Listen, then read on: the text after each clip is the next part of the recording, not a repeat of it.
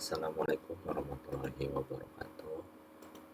Perkenalkan, nama saya Ade Muharram. Saya adalah praktikan dari Praktikum Pneumatik dan Hidrolik. Pada pertemuan kali ini di modul 11, saya akan mempresentasikan tentang interlocking 3 silinder atau sequential, tentang materi interlocking pada sistem pneumatik dan hidrolik. Adapun tujuan praktikum kali ini yaitu pertama, memahami prinsip kerja sistem interlocking pada rangkaian pneumatik atau hidrolik. Kemudian yang kedua, mempelajari urutan kerja pada 3 silinder dalam sistem otomatis. Pertama kita harus mengetahui dulu apa sih definisi interlocking itu. Adapun definisi interlocking atau interlock dalam sistem pneumatik industri itu sendiri merupakan mekanisme pengamanan atau safety mechanism yang dirancang untuk mencegah terjadinya gerakan atau operasi yang berbahaya akibat kesalahan urutan, human error, atau kondisi tidak aman. Tujuan utama interlock sendiri itu ada 4. Pertama yaitu melindungi operator dan peralatan dari kecelakaan kerja tentunya. Kedua yaitu memastikan urutan kerja atau sequence yang benar sesuai desain proses yang dibangun. Terus ketiga itu mencegah kerusakan mesin akibat gerakan yang salah waktu atau bertabrakan. Kemudian yang terakhir yaitu memenuhi standar keselamatan yang tertuang dalam ISO 13849 atau IEC 61508. Adapun jenis interlocking itu terbagi ada 3 jenis interlocking. Pertama yaitu mechanical interlocking, yaitu interlocking yang menggunakan sistem penguncian fisik seperti palang baja dan tuas untuk memastikan urutan operasi yang benar. Jadi ketika misalnya palang baja itu bergerak, itu setelah tuas digerakkan. Kedua yaitu jenis interlocking itu ada electrical interlocking, yaitu suatu mekanisme interlocking yang menggunakan sirkuit elektrik, seringkali melalui sirkuit yang kompleks untuk menguji kondisi operasional. Jenis interlocking ini sendiri itu biasanya dibangun dengan menggunakan banyak relay yang terhubung untuk membuat suatu interlocking yang kompleks. Bisa menggunakan relay. Yang terakhir yaitu dari jenis interlocking sendiri itu ada key interlocking, yaitu di mana jenis ini menggunakan kunci fisik yang saling terkait untuk memastikan urutan operasi yang benar. Jadi kunci itu dari satu peralatan harus dimasukkan dulu atau diputar untuk membuka kunci peralatan lain sehingga memastikan operasi dilakukan secara berurutan dan aman. Biasanya mesin itu nggak bisa dihidupkan sebelum ada kunci itu dimasukkan. Ketika kunci itu dimasukkan, tombol power baru bisa dihidupkan. Tombol power itu bisa berfungsi setelah kunci itu dimasukkan. Terus kunci ini juga biasanya memastikan si mesin itu tetap hidup biasanya. Kemudian penerapan interlocking. Pertama itu pada sistem persinyalan, tadi itu contoh dari mekanikal ini. Pada sistem persinyalan kereta api kuno biasanya ada wesel, di mana wesel dan sinyal itu dihubungkan secara mekanis. Kemudian ada press pneumatic turun saat tangan operator masih di area bahaya.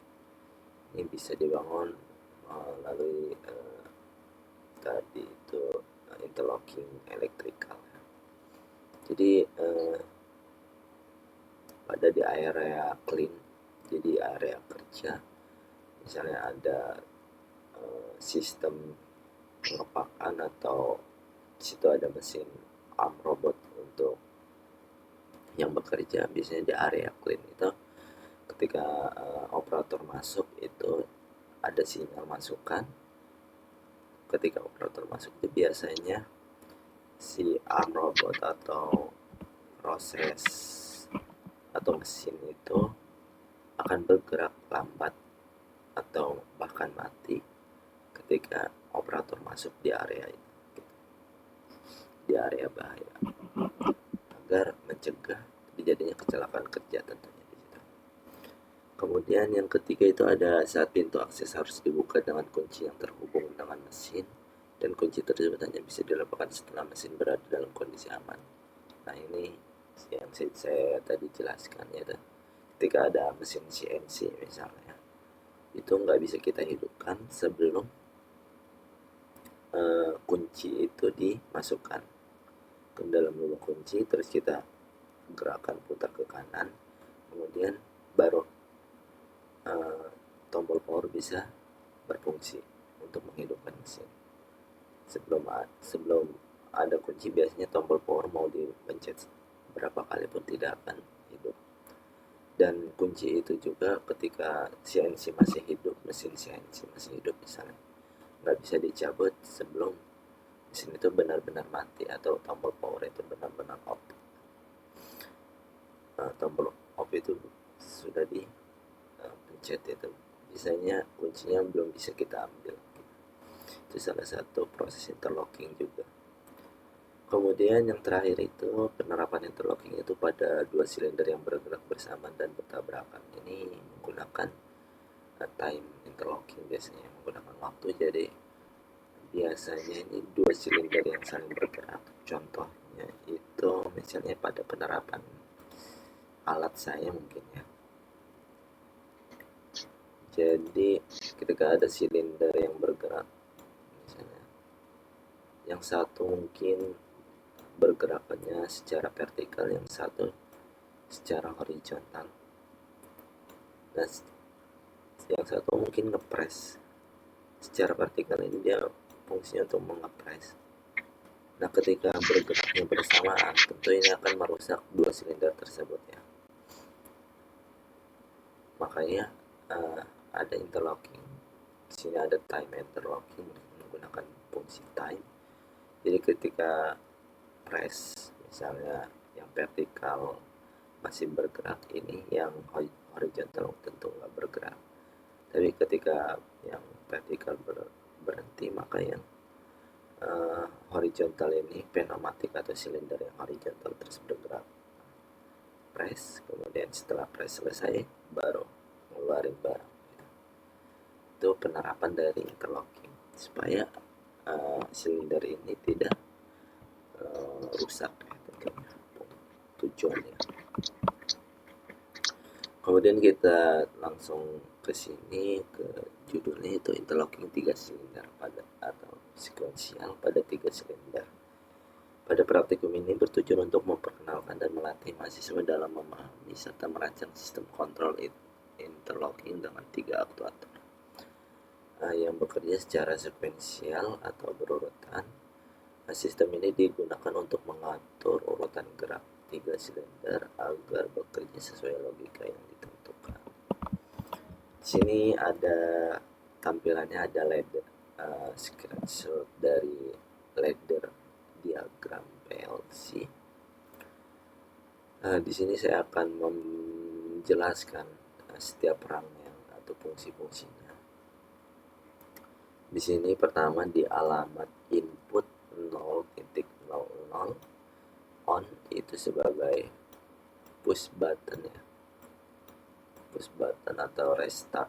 Jadi ketika tombol ini digerakkan, maka menghidupkan semua sistem gitu.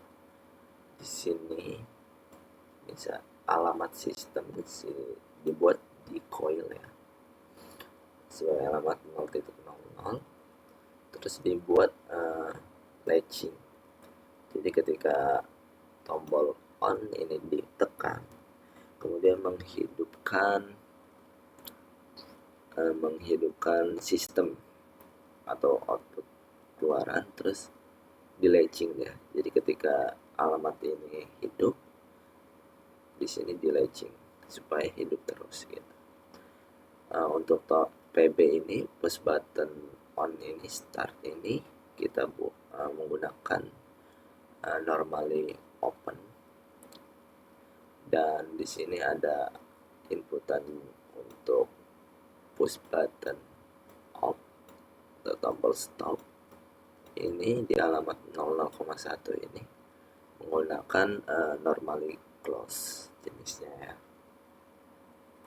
Jadi ketika push button on hidup, sistem ini output hidup, di latching, dikunci, tetap hidup. Tapi ketika tombol off dimatikan, ditekan, maka mematikan semua sistem. Ini bagian rang pertama. Kemudian di bawahnya rang kedua, yaitu ketika sistem hidup dan sudah di latching, dihidupkan terus, maka menghidupkan ini rang bagian pertama, bagian kedua. Nah, bagian kedua ini ada proximate, sensor proximate dengan alamat sensor proximate itu di bagian PLC 0.05, di mana ketika sensor ini mendeteksi benda misalnya, itu akan menghidupkan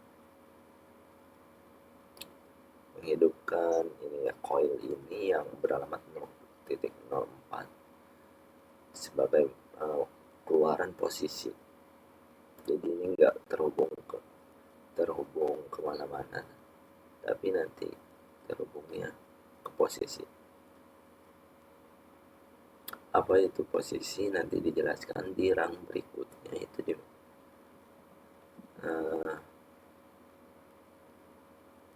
di sini di rang berikutnya itu ada 3 silinder ya, silinder 1, kedua, dan ketiga. Nah, silinder 1 dan kedua ini fungsinya press ya. Kalau saya jelaskan sebelumnya itu press itu tadi yang gerakannya vertikal gitu untuk nge-press.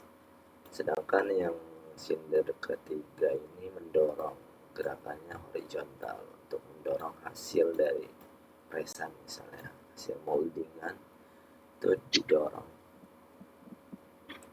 Nah, di sini saya akan menjelaskan satu persatu. Di sini sistem tetap menjadi kunci utama. Ketika sistem hidup, maka terus di sini ada time.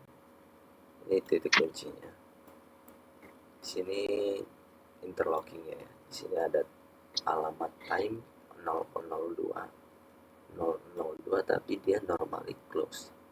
Ini merupakan interlocking. Di sini ada time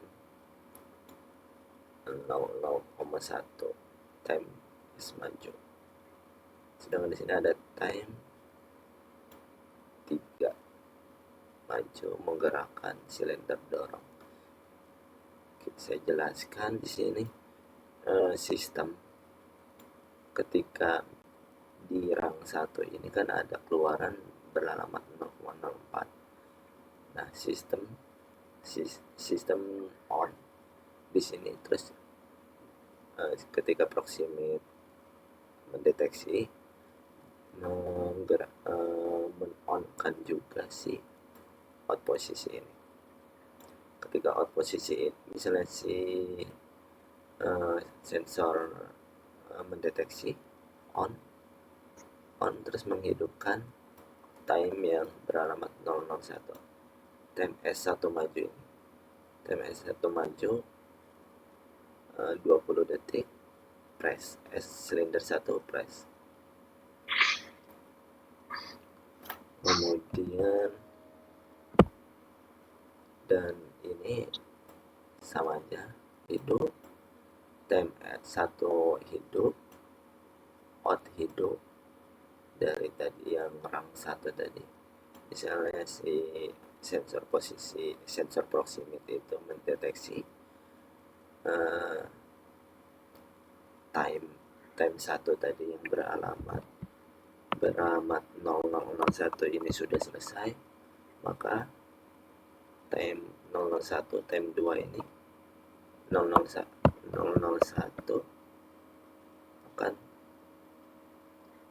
akan berfungsi juga. Terus setelah habis, maka menghidupkan ini ya, yang kedua ini,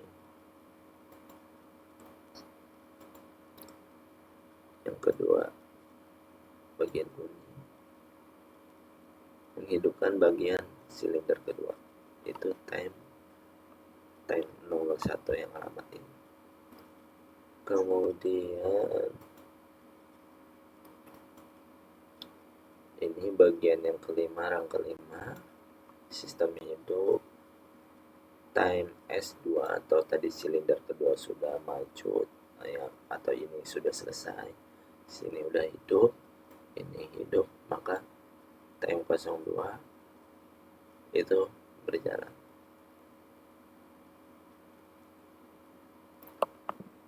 Nah, ketika time 02 berjalan, dia menginterlock.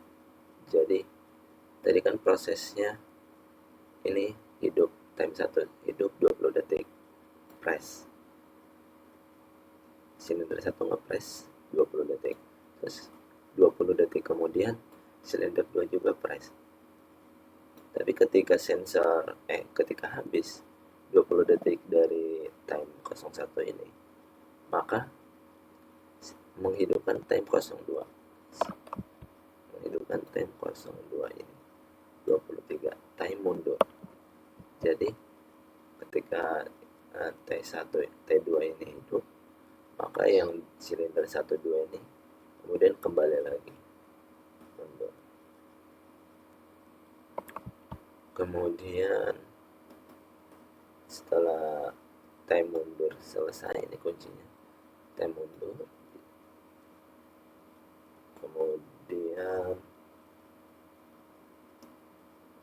ini menghidupkan time 3, yaitu time 3 20 detik, yang ini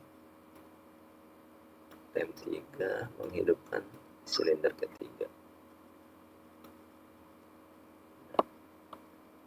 Jadi sekuennya, silinder pertama dulu 20 detik, kemudian 20 detik kemudian silinder kedua. Setelah 20 detik habis, time mundur, atau waktunya silinder 1 2 itu kembali lagi mundur. Tadi maju, sekarang mundur. Setelah 20 detik kemudian time 3, yaitu S3 itu mendorong.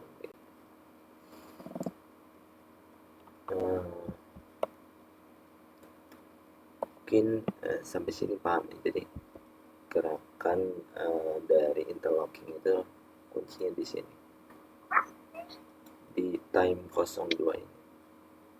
Jadi nanti kita juga misalnya kalau membuat ada dua aktuator yang bergerak ya. Jadi di sini kita pencet, misalnya aktuator ini bergerak.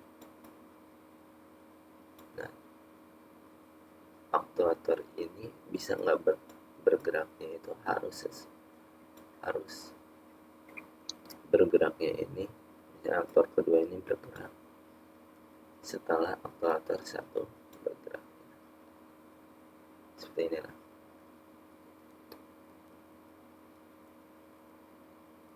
Nah, jadi ini juga interlock.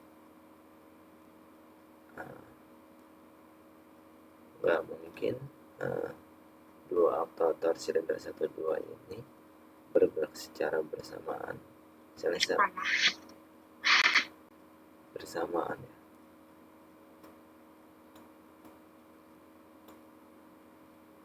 Secara bersamaan 1 2 3 silinder ini bergerak secara bersamaan, dia berurutan. Mungkin dari saya segitu aja tentang interlocking. Saya akhiri. Wassalamualaikum warahmatullahi